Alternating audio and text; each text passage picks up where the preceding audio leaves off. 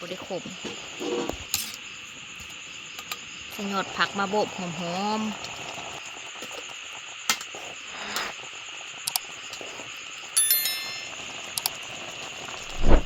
สบายดีทุกค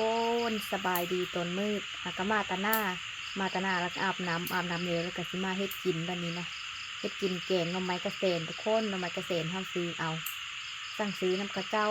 ว่าสิแกงตอนเบ้นปากกระเจ้าไม่ได้มาส่งกระเจ้ามาส่งตอนแรกนี่ก็เลยแกงขึ้นหน่อไม้กระเสนมืดนี้นะ100 กว่าบาท90,000เงินกินโลนึง30ละน้อยซื้อ3 โล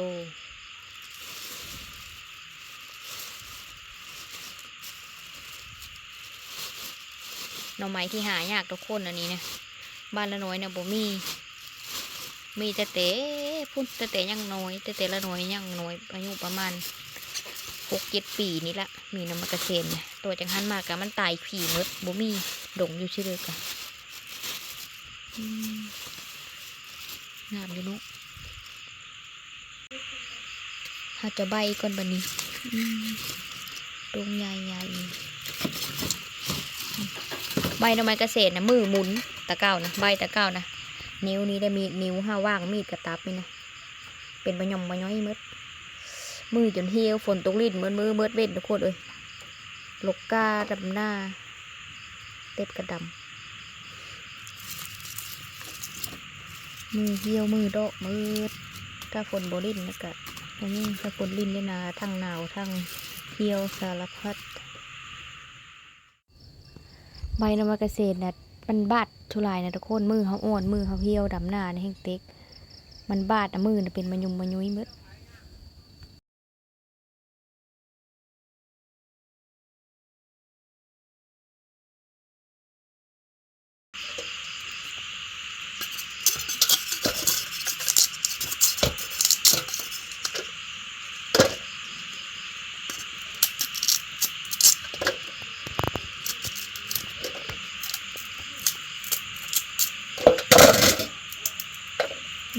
ยังไม่อยู่ใดบ่ทันได้เอาเพราะว่ามื้ออื่นสิแกงก็ยังมันเอาพอได้ยินพระเจ้าว่าพระเจ้าหาแต่เมื่อวานทุกคนไม่ได้หาเมื่อวาน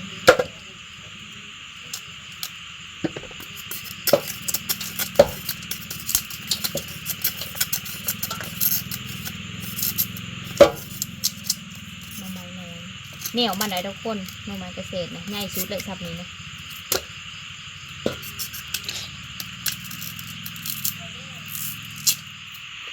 หน่อไม้เกษตรเปิดหลายทุกคนเลยเปิดหลายบองหลายใบแล้วก็ได้น้อยนึง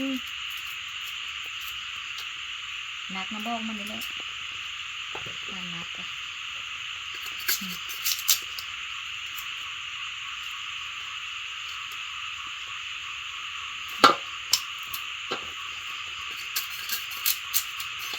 มันมีบริโนอนหน้า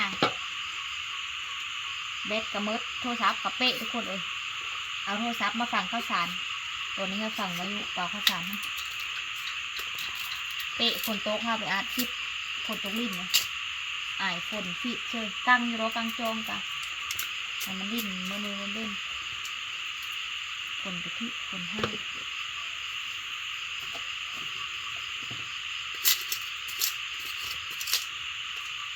น้ำมันก็คือ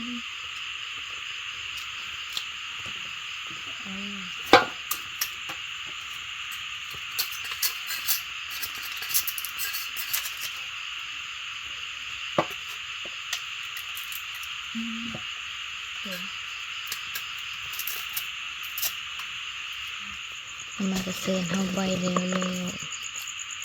ใบแล้วก็ได้น้อยหนึ่งคนเปิดมันเต็มกระซ้ำตัวนี้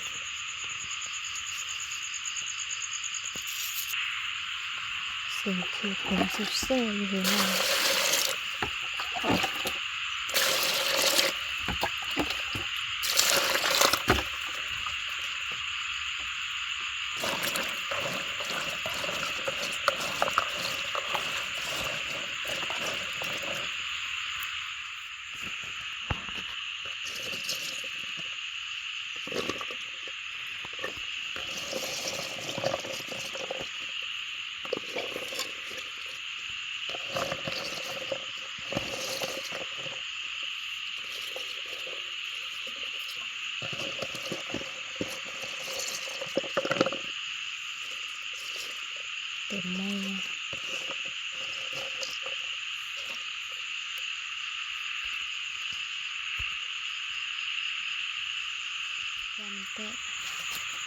แป้งแป๊บแป๊บแป๊บแป๊บแป๊บแป๊บแป๊บแป๊บทุกคนเลย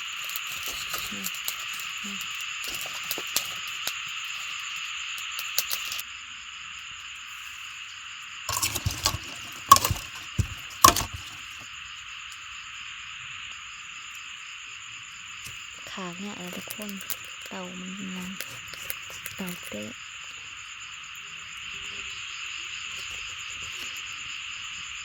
เอาเศษเห็ดโปะไว้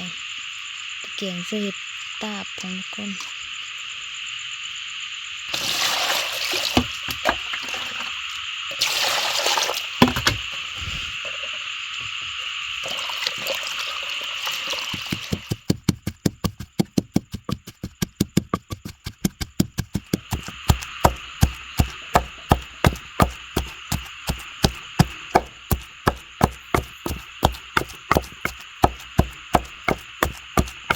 หิวคักกระนางปงไม่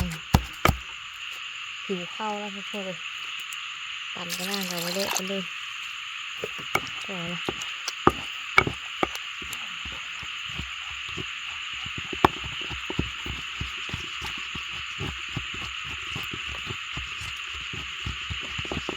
หม้อน้ำไม้เพิ่นต่ำข้าวเบอร์เสื้อแล้วล่ะ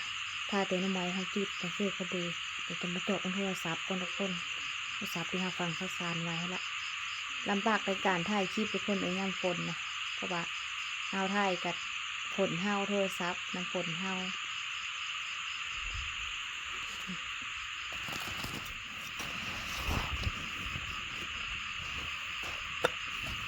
โทรศัพท์เฮา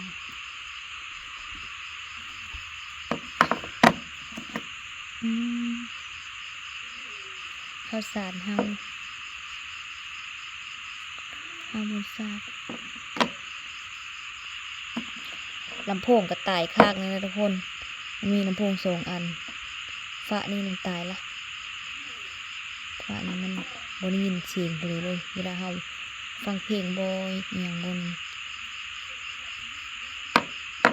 เดี๋ยวเปิดกันก่อนเปิดให้เดี๋ยวเปิดเครื่องบุกคนทุกคนสิเปิดขึ้นบอกเราฟังวันนี้ก็ตะหึงตัวละนี่ได้แล้วโทรศัพท์โน่นนี้ละน้อยซื้อโทรศัพท์เก่าก็เจ้ามันนกทะเลเธอแล้วทุกคนเอาไปก้านกบน้ำตัวนั้นกันน้ำฝนเฮาแล้วก็นกดับเปิดเครื่องบุขึ้นฟังกับสั่นกับวายุจะได้เอาไปเปลงยูฮานอันนี้นะมีตำนี้มาแต่กับเจ้ามันเตะละน้อยบทถ่ายปัดยี่ห้อทุกคนได้เบิ่งได้ส้มบรรยากาศฝนตกลิ้นน้ำกันทุกคนก็เลยถ่ายบรรยากาศฝนตกลิ้นคือบรรยากาศดีค่ะจบก่อนว้าวสุดละเสียดายบ่มีกระปูแดงเสื้อทุกคนแกงลงมากระเซ็นเสื้อกระปูแดงสุดยอดเลยความแซ่บนะหน่อไม้พี่เดือกับโบแซ่บซ้ำหน่อไม้กระเซ็นหน่อไม้ลายหน่อไม้บ่งกะไปเสื้อกระบือก่อนโมฟดเสื้อกระบือเลยหน่อไม้กระเซ็นมันบ่ได้ขม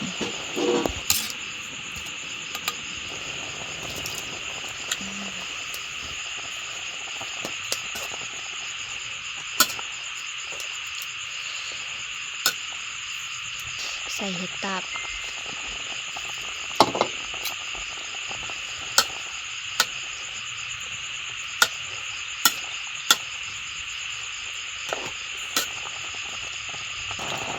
ใส่ประเด็นนัวใส่หยอดผักมาโบกหอมๆได้ผักมะอื้อแห้งคักผักมะอื้อ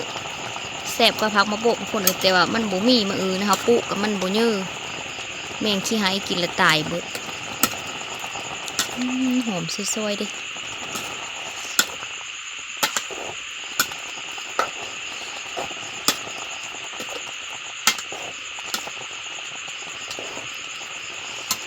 แกงหน่อไม้กระเซ็นแซ่บๆเลยเคยกินอยู่บ่ทุกคนละน้อยกะจนจะลืมรสชาติละกินตั้งแต่10 ปีที่แล้วกินแต่ละน้อยยังน้อยอยู่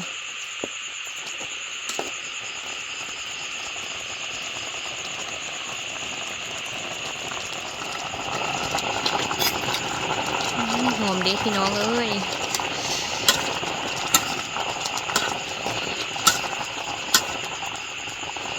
แซ่บ จนจะเต็มหม้อ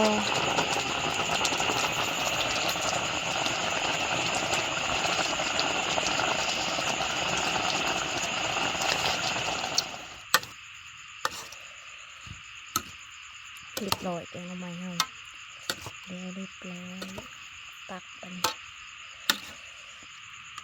เขาบอลิงก็รับมาแล้วทุกคนไม่เท่ากับเฮานอนละเพิ่นหนาวฝนตก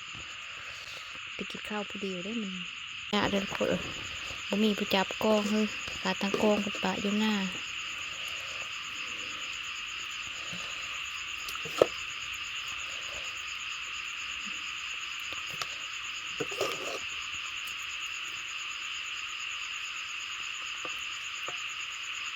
มาเด้อทุกคนกินข้าวแรงนับกันกินข้าวแรงตอนดึกๆ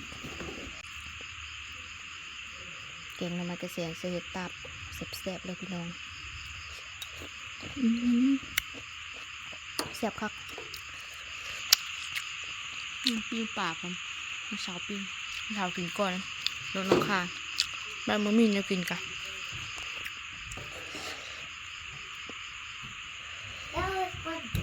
กินข้าวกับสาวตุลา2 คน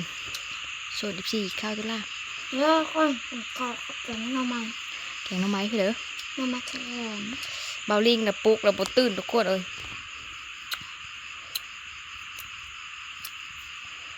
อาบุ้งนะมันฮอนนะบุ้งเอาบ่เฮ็ดตาม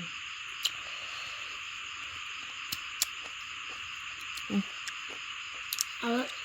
บ่กิน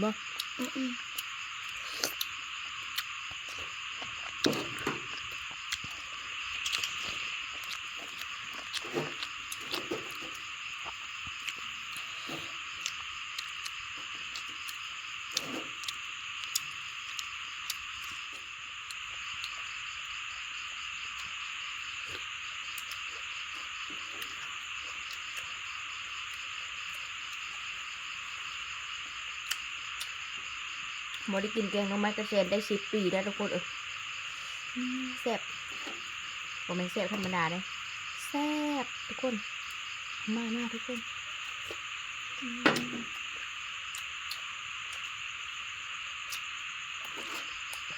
แซ่บอันนี้เฮาบ่ได้ซื้อกินกับเจ้าขายกันทุกคนคือว่าแหละราคามันกระเพ่งปีนี้เนี่ยอดไม่ได้ทุกคนเป็นเจ้ากินเป็นเจ้าเก่งเราจะซื้อมาเก่ง